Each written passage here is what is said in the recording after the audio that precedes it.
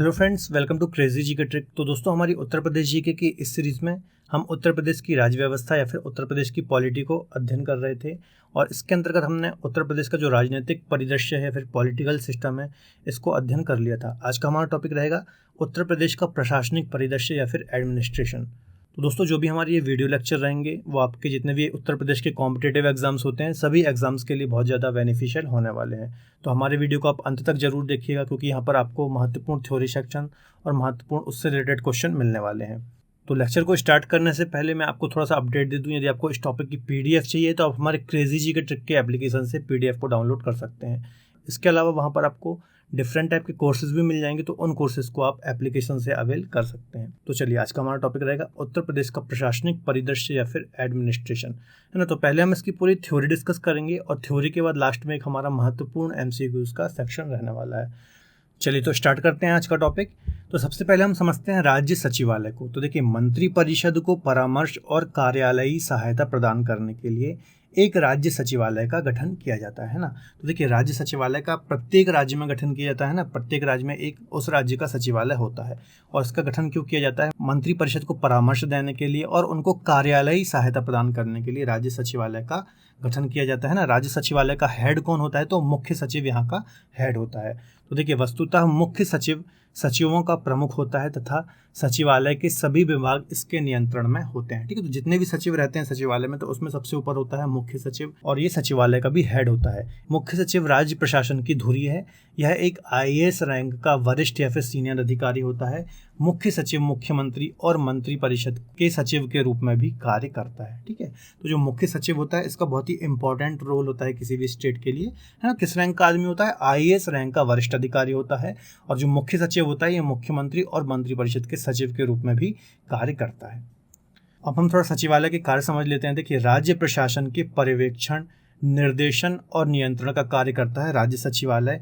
इसके अलावा सरकारी नीतियों को बनाना, आवश्यक सामग्री एकत्रित करना और उनका विश्लेषण कर मंत्री परिषद के सम्मुख प्रस्तुत करना, ये सभी कार्य होते हैं राज्य सचिवालय। तो जैसा कि अभी मैंने बताया, जो राज्य सचिवालय होता है ये मंत्री परिषद को परामर्श देता है। इसके अलावा कार्यालयी सहायता का जो पूरा काम होता है राज्य सचिवालय करता है।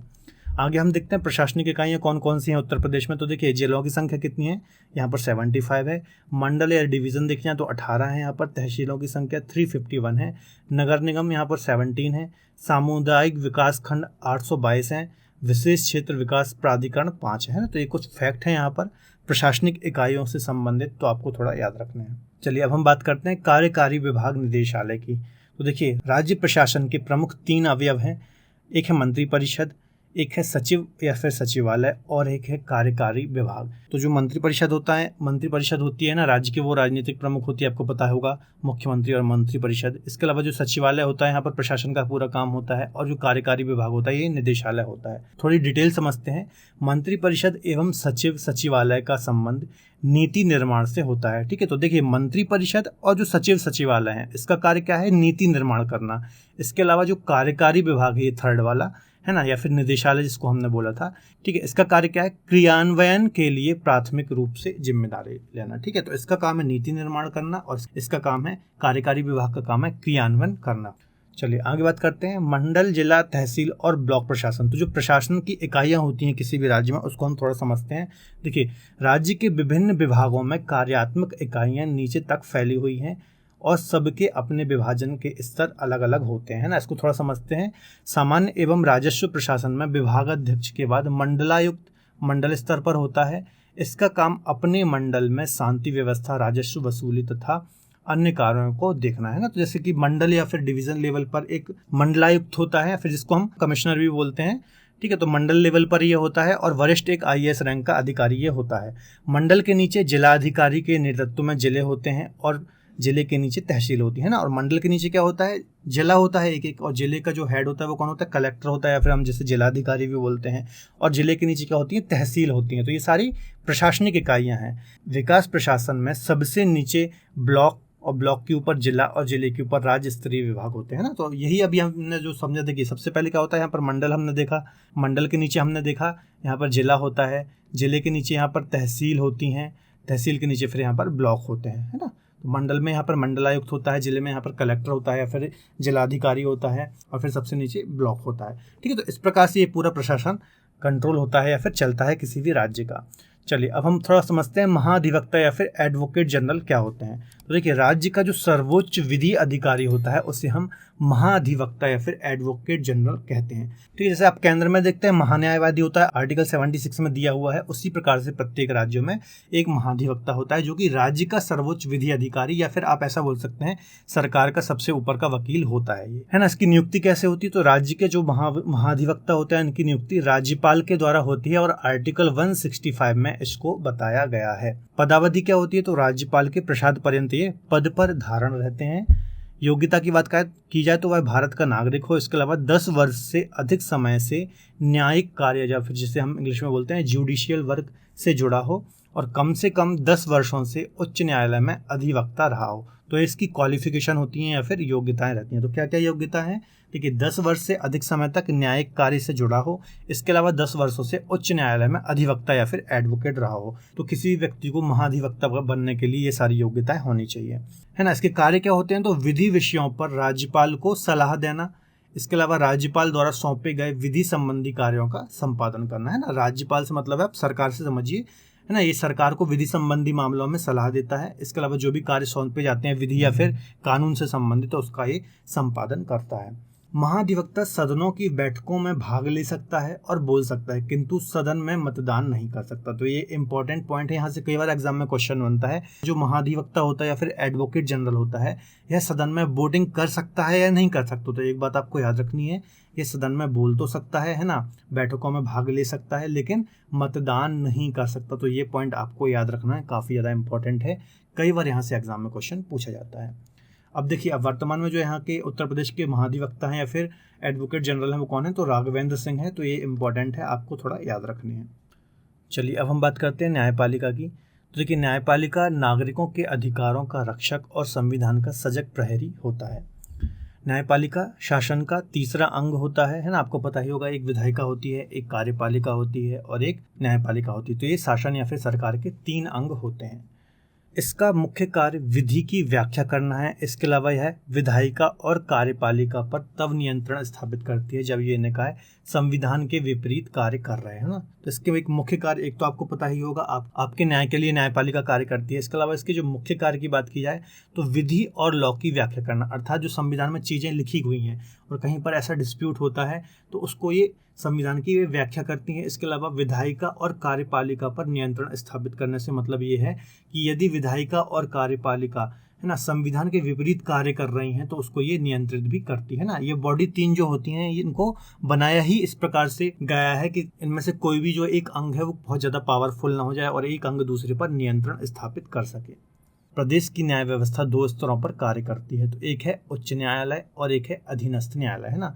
तो राज्य स्तर पर ये 2 व्यवस्थाएं काम करती हैं। सबसे ऊपर होता है हाई कोर्ट या फिर उच्च न्यायालय, और उसके नीचे ही बहुत सारे जिले लेवल पर कुछ कोर्ट होते हैं जिनको हम अधीनस्थ न्यायालय बोलते हैं, है ना। अब हम हाई कोर्ट या फिर उच्च न्यायालय की बात करते हैं। वर्तमान में कितने हैं देश में, 25 हाई कोर्ट हैं।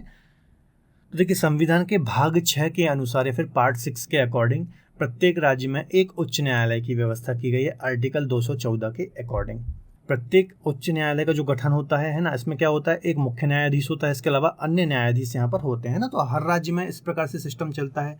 इसके अलावा सुप्रीम कोर्ट में भी यही होता है कि एक मुख्य न्यायाधीश होता है और अन्य यहाँ पर न्यायाधीश होते हैं। अब अलग अलग राज्यों में अलग अलग न्यायाधीशों की संख्या हो सकती है। देखिए, संसद विधि द्वारा 2 या 2 से अधिक राज्यों के लिए या फिर किसी यूनियन टेरिटरी के लिए एक ही उच्च न्यायालय की व्यवस्था कर सकता है। ये आर्टिकल 231 में चीज़ें लिखी गई है। देखिए, संसद को ये पावर दी गई है कि वो किसी 2 या 2 से अधिक राज्यों या फिर किसी राज्य या फिर किसी केंद्र शासित प्रदेश के लिए, है ना, किसी एक उच्च न्यायालय की व्यवस्था कर सके। इसके अलावा वर्तमान में कितने 25 हाई कोर्ट है ना, यहाँ पर 24 लिखा हुआ है, 25 हाई कोर्ट हैं। केंद्र शासित प्रदेशों में केवल दिल्ली में उच्च न्यायालय की व्यवस्था की गई है ना। यूनियन टेरिटरी कितनी है, हमारे यहाँ पर 8 यूनियन टेरिटरी हैं, जिसमें से सिर्फ दिल्ली में हाई कोर्ट की व्यवस्था की गई है। बाकी किसी भी केंद्र शासित प्रदेश में यहाँ पर हाई कोर्ट की व्यवस्था नहीं है ना। चलिए, इसके अलावा आप मुझे कमेंट में बताइए कि ऐसी कौन सी 2 यूनियन टेरिटरी हैं जहाँ पर विधानसभा की व्यवस्था है। तो आप मुझे कमेंट बॉक्स में इसका आंसर जरूर दीजिए। उच्च न्यायालय के न्यायाधीशों की नियुक्ति देख लेते हैं। देखिए, उच्च न्यायालय के जो मुख्य न्यायाधीश होते हैं इनकी नियुक्ति राष्ट्रपति द्वारा की जाती है। भारत के सर्वोच्च न्यायालय के मुख्य न्यायाधीश और राज्यपाल के परामर्श से। ठीक है, तो देखिए इनकी नियुक्ति कौन करता है? राष्ट्रपति या फिर प्रेसिडेंट करता है। किसके परामर्श से करता है? तो जो चीफ जस्टिस ऑफ इंडिया होते हैं उनके, और जो उस राज्य का राज्यपाल है उनके परामर्श से किसी भी राज्य के मुख्य न्यायाधीश की नियुक्ति की जाती है। जबकि अन्य न्यायाधीशों की नियुक्ति राष्ट्रपति, उच्च न्यायालय के मुख्य न्यायाधीश के परामर्श से की जाती है ना। तो ये बात आपको याद रखनी है। उत्तर प्रदेश के उच्च न्यायालय की स्थापना सर्वप्रथम आगरा में 1866 में की गई थी, किंतु 1869 में इसे प्रयागराज में स्थानांतरित कर दिया गया। लखनऊ में इसका एक खंडपीठ है ना। तो देखिए स्थापना इसकी कहाँ की गई थी? 1866 में आगरा में की गई थी। इसके अलावा 1869 में से प्रयागराज या फिर इलाहाबाद स्थानांतरित कर दिया गया, और लखनऊ में इसकी एक खंडपीठ है। तो ये तो आपको पता ही होगा।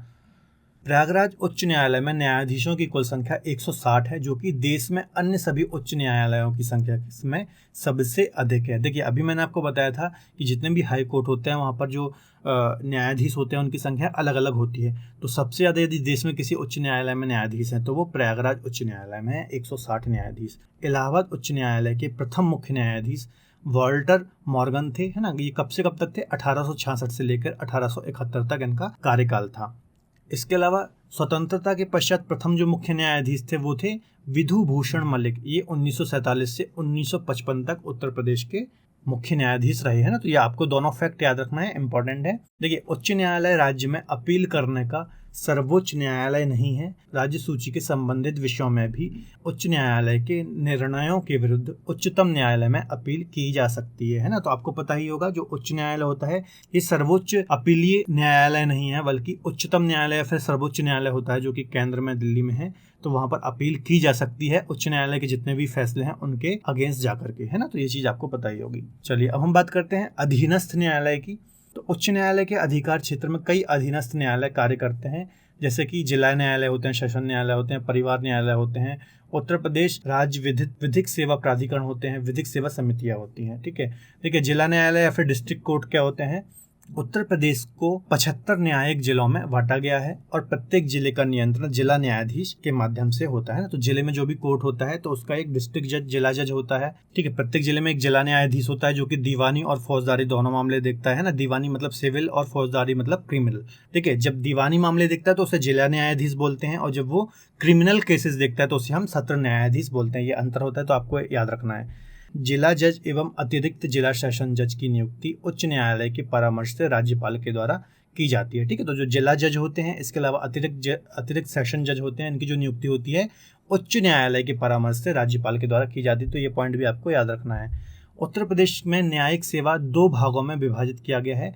उत्तर प्रदेश सिविल न्यायिक सेवा, जिसे हम PCSJ बोलते हैं, और उच्चतर न्यायिक सेवा, जिसे हम हायर जुडिशियल सर्विस बोलते हैं।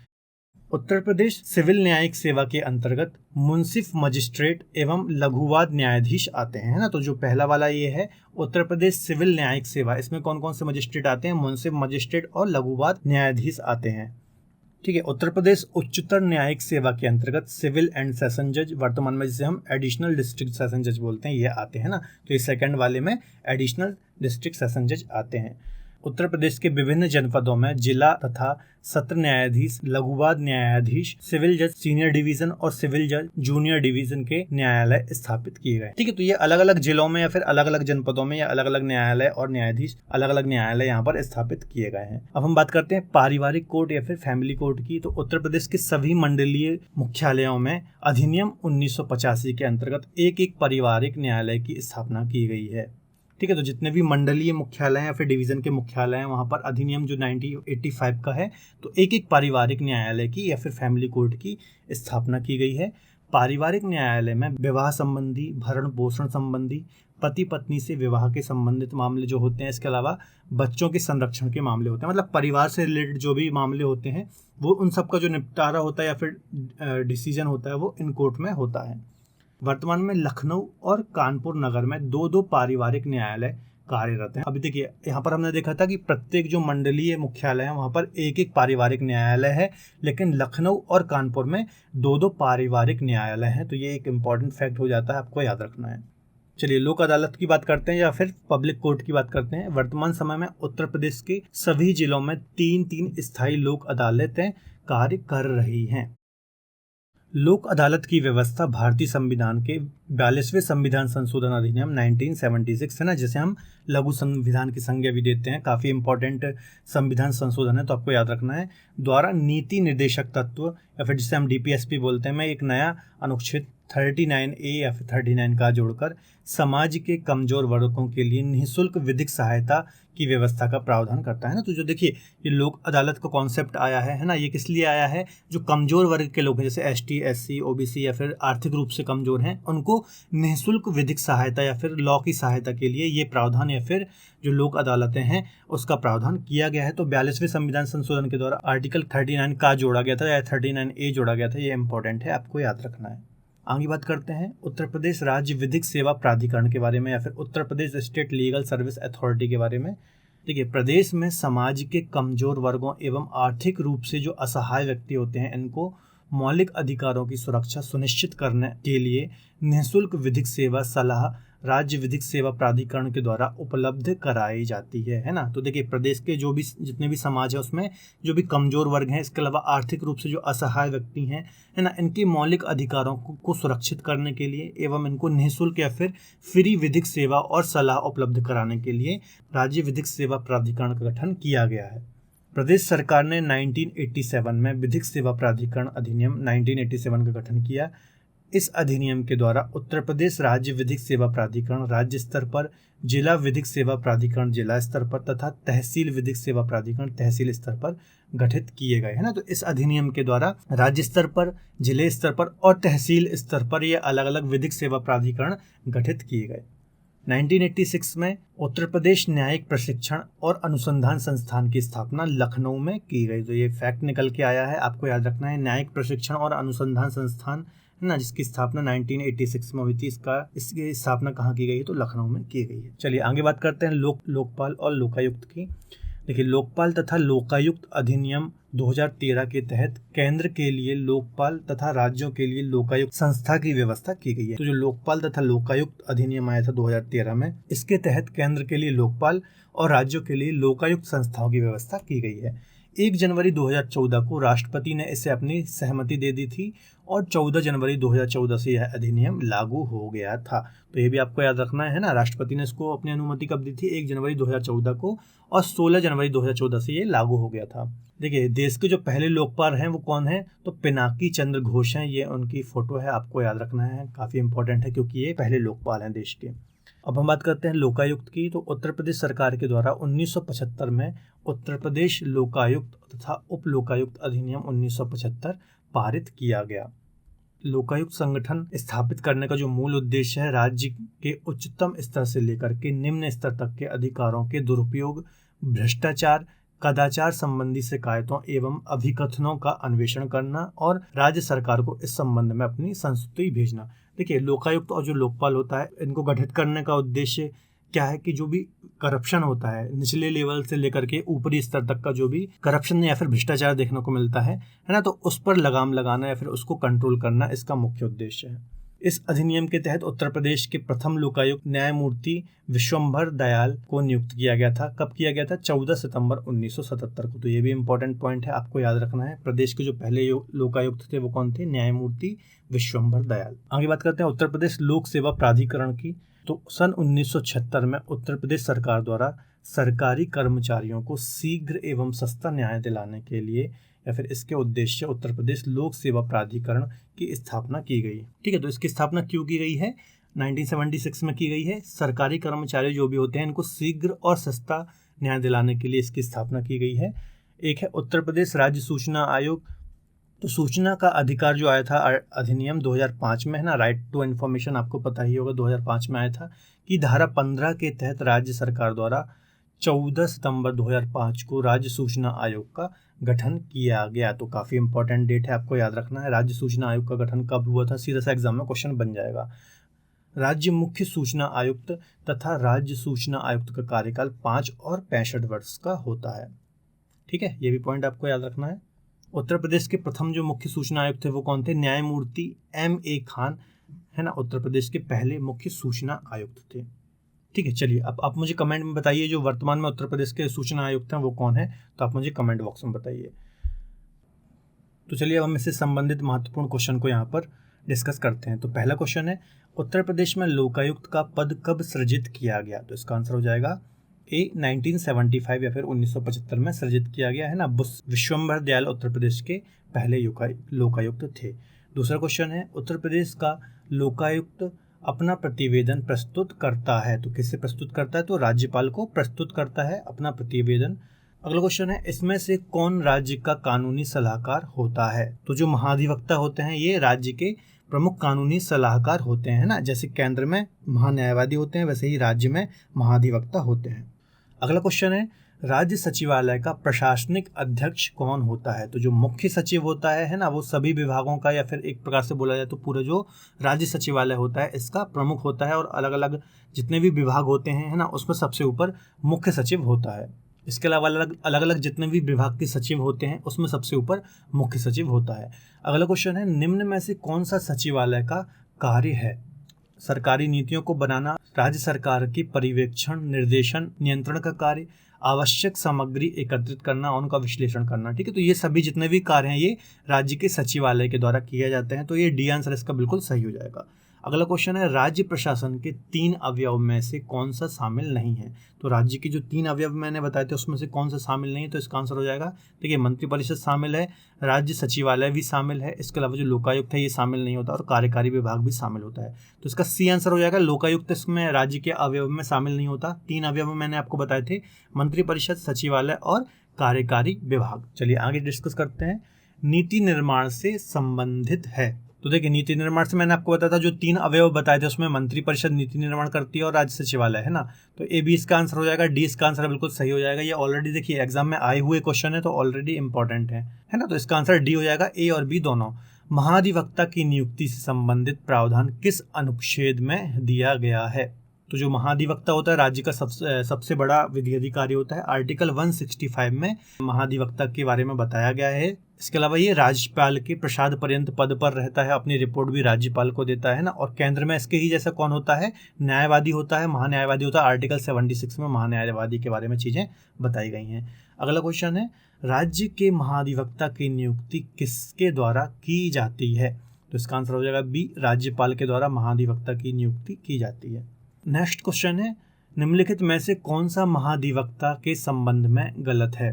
तो देखिए, ये सदन की बैठक में भाग लेता है, बिल्कुल सही है।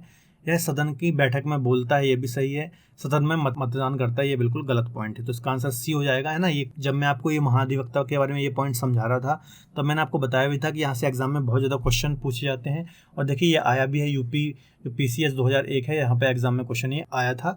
तो महाधिवक्ता के बारे में आपको याद रखना है, ये सदन में बोल सकता है, इसके अलावा बैठक में भाग ले सकता है लेकिन मतदान नहीं कर सकता। अगला क्वेश्चन है, न्यायपालिका के संबंध में कौन सा कथन गलत है? यह शासन का तीसरा अंग होता है, बिल्कुल सही है। विधि की व्याख्या करता है, बिल्कुल सही है।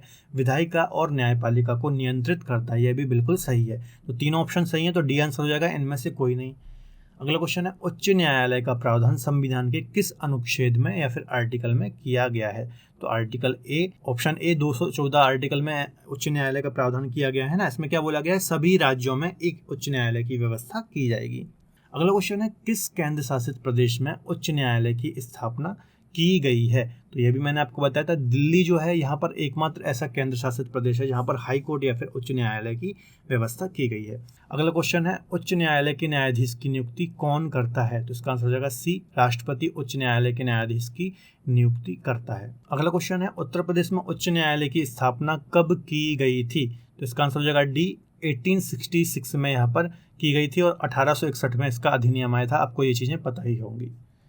अगला क्वेश्चन है, स्वतंत्रता के पश्चात उत्तर प्रदेश के प्रथम मुख्य न्यायाधीश कौन थे? तो स्वतंत्रता के पश्चात प्रथम मुख्य न्यायाधीश कौन थे? तो विधु भूषण मलिक थे, वो स्वतंत्रता के पश्चात उत्तर प्रदेश के प्रथम मुख्य न्यायाधीश थे। ये चीज़ मैंने आपको डिस्कस कराई थी।